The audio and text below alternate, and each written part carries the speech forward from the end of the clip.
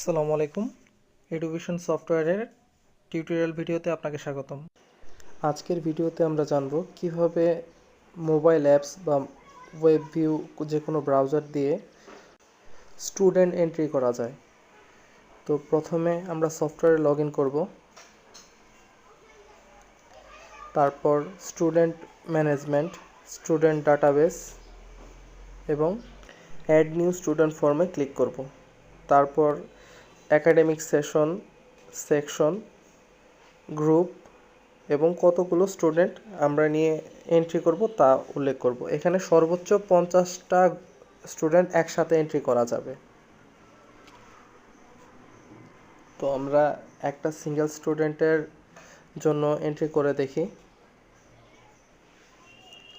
এখানে প্রথমে রোল দেওয়া লাগবে, তারপর নাম, রিলিজিয়ন, মেল অর ফিমেল, পিতামাতার নাম এবং অবশ্যই একটি ভ্যালিড মোবাইল নাম্বার দিতে হবে যেটি 11 ডিজিটের। এবং শেষে সাবমিট বাটনে ক্লিক করতে হবে। দেখি আমরা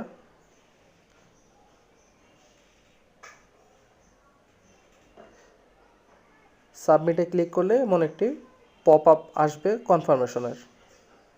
তো আমরা এখন স্টুডেন্টটি এন্ট্রি হয়েছে কিনা তা চেক করি। স্টুডেন্ট ডাটাবেস, সেকশন, গ্রুপ এবং সার্চ। এই যে দেখেন আমাদের স্টুডেন্টটি এন্ট্রি হয়ে গিয়েছে। তো আমরা চাইলে তার বেসিক ইনফো আপডেট থেকে ওই স্টুডেন্টের যদি কোনো তথ্য পরিবর্তন করা লাগে, যেমন নাম, ছবি, এনিথিং, তাহলে এই পেজ থেকে আমরা চাইলে তার ছবি সহ সব কিছুই পরিবর্তন করে নিতে পারবো।